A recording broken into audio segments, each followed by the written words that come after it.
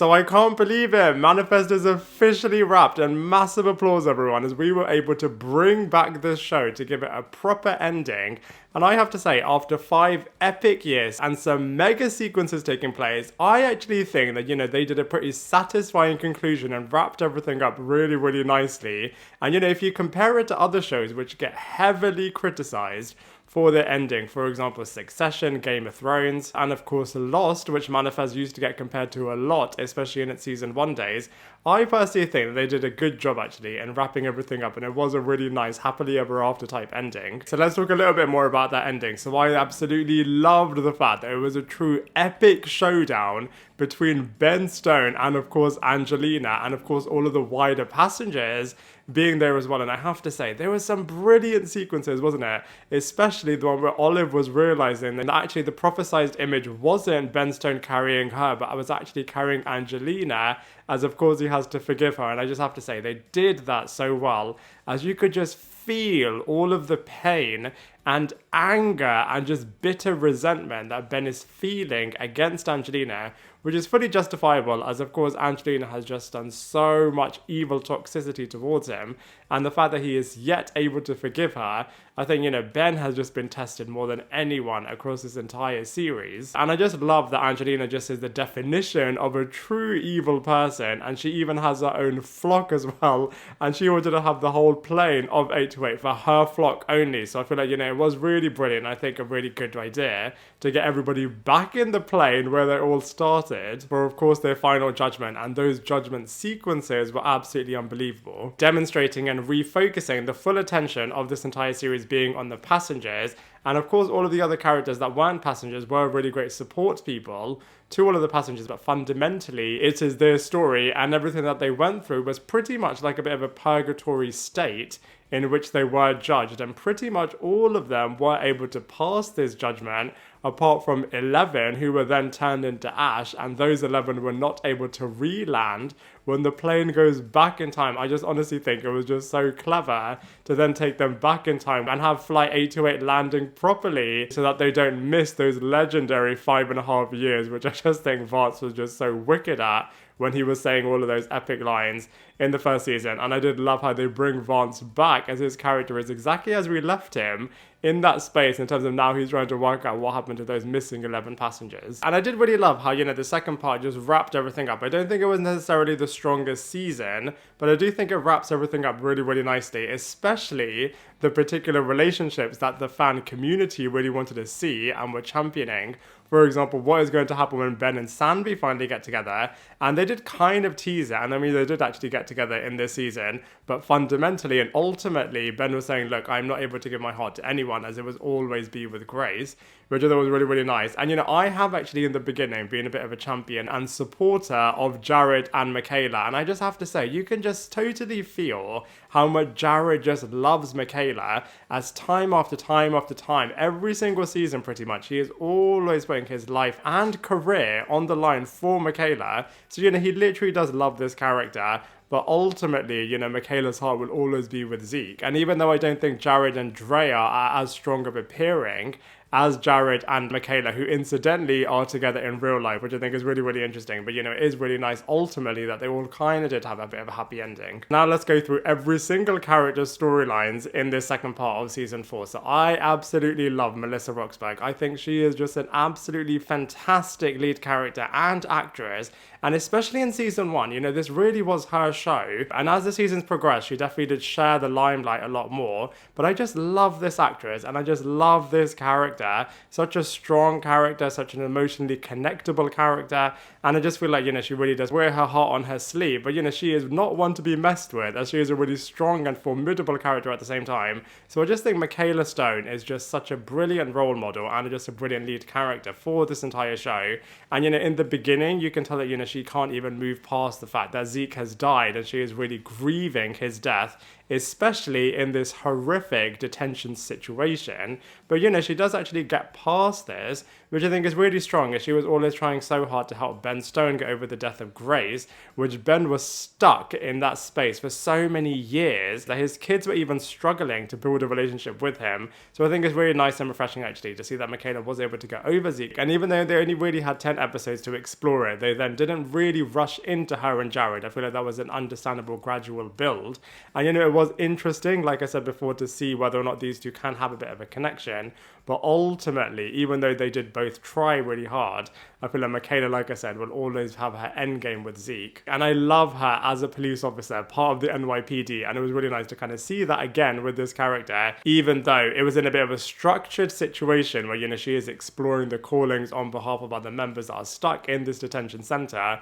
But regardless, I think it was really cool to kind of see her out and about just solving missions like she did in season 1. And at the same time, she did have really nice sequences as well with the Stone family, and of course with all of the other passengers as well. So like I said, Michaela Stone is just such a wicked character, and just definitely continued that in the second part of season 4. Then we have Josh Dallas, who I absolutely love. I think he's so good as Ben Stone, and he really is the leader of all of the passengers, and I feel like he gave so many motivational speeches this season, especially while they are all stuck in this detention center scenario. I'm sure that saved them a lot of production budget, as all of the sequences are then in this unit, and it was really sad a little bit actually that they weren't out and about all the time, as I absolutely loved that in the first 3 seasons.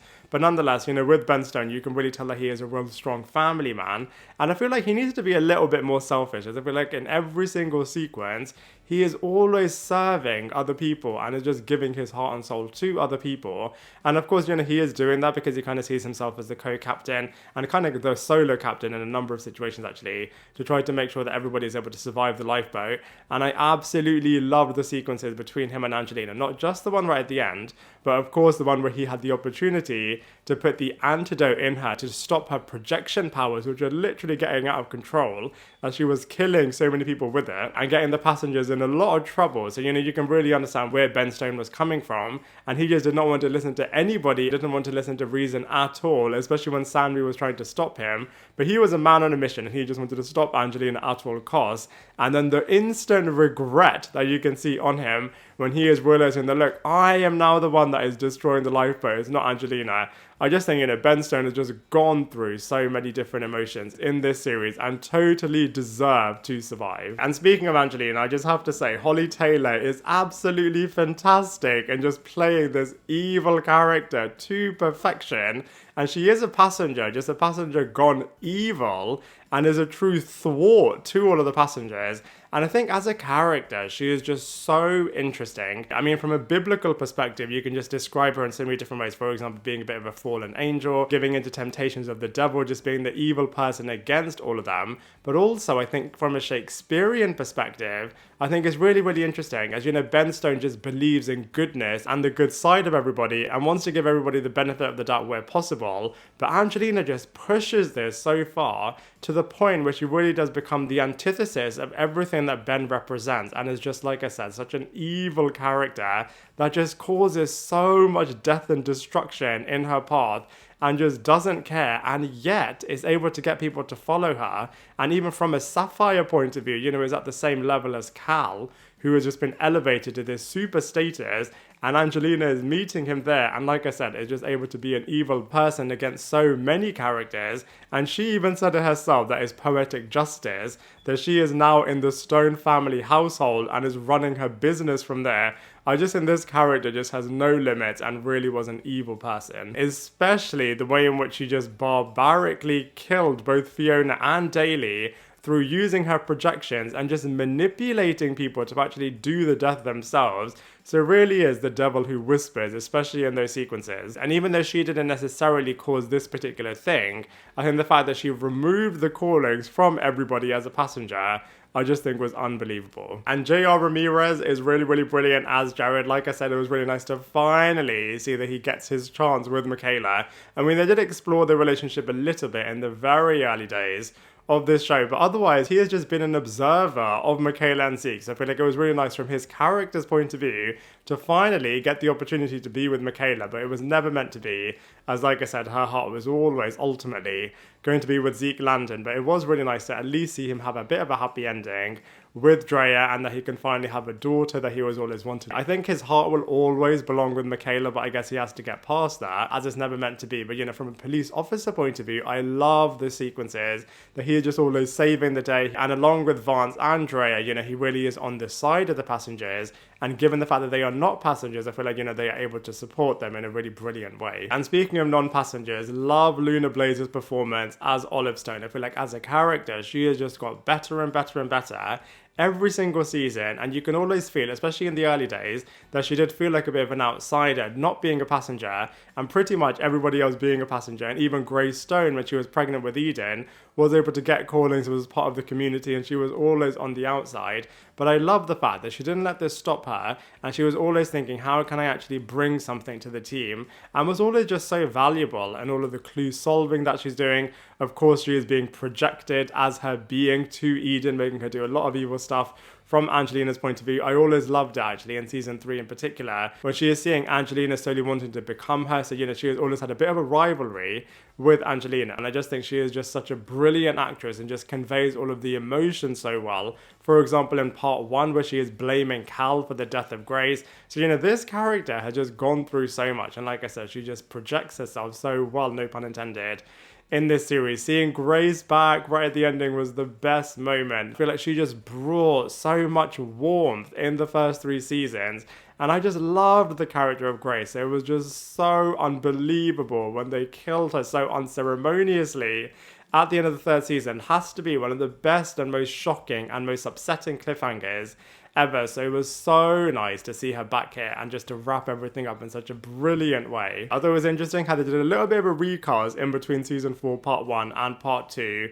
of the Eden character. I thought that they could have done a little bit more with her, especially, you know, she is the first 828 baby, and they just made such a big deal about that, and I feel like they just could have done a little bit more. But she was always just a little child that is being manipulated by Angelina, and of course is the person that all of the Stone family are just trying to protect all the time. But I just feel like she could have done a little bit more from a mythology perspective. But contrastingly, what I loved is that Ty Doran was able to elevate the Cal character right back to the top where he deserves to be, where he was in the first 2 seasons, as Cal was the most important 828 passenger and member of the Stone family and cast member, I think. In the 3rd season, he kind of lost his way a little bit, but in the 4th season, he was absolutely brilliant. Like I said, in the first part, he just has so much guilt for what he's done in bringing Angelina into the family and allowing her to just do all this barbaric stuff. But in the second part, like I said, they were able to elevate the fact that he is the only one to even get callings. They were bringing back the fact that he can draw everything, the fact that he is connected from a Sapphire perspective to Angelina and has to make the ultimate sacrifice so that everybody else can see the beacon when he does connect himself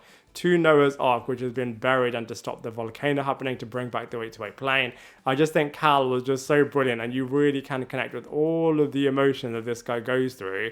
And I feel like Ty is a really brilliant actor, as he was able to bring a lot of that emotion from a believable perspective to the audience. It was really nice to kind of see Cal right back at the front. I absolutely love the character of Vance too. I think it's so interesting how in season 1 he is pretty much their number 1 enemy, and he goes from this to becoming their number 1 supporter, both from a tech point of view and giving them access to a lot of things. So I think it's so wicked that Vance is still such an integral member. If anything, I feel like they went a little bit overboard in having a lot of non-passenger characters helping them out, and maybe there could have been a little bit more double crossing, maybe a little bit more manipulation of these characters.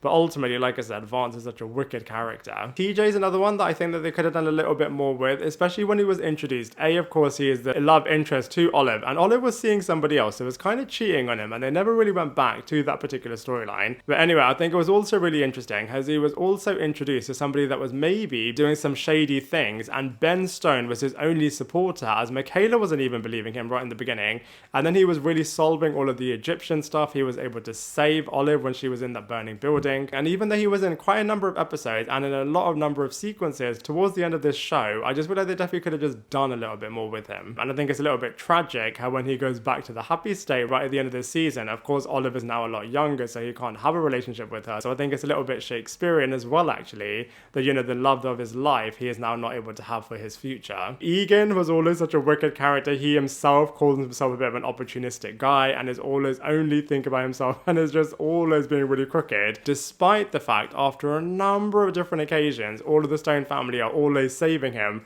but he always goes back to his old ways. And I love that also the partnership between him and Adrian, as both of these guys are actually really, really similar in terms of always doing their own self-interested dark things, but the Stone family always bringing them back to the good side. And I think it was really interesting as well, actually, on the plane, where it seems like both of them are nearly going to die, but then they both show selfless attributes, which ultimately allows them to survive. But I think, you know, Egan, even when he was trying to manipulate the fact that he was trying to get into a relationship with Angelina, I think all of those sequences are just so interesting. I thought Zimmer was another really interesting antagonist. I don't think she was as good as Gupta or as Vance or as the Major. It's such a travesty that we never got to see the Major again, and she was so wicked.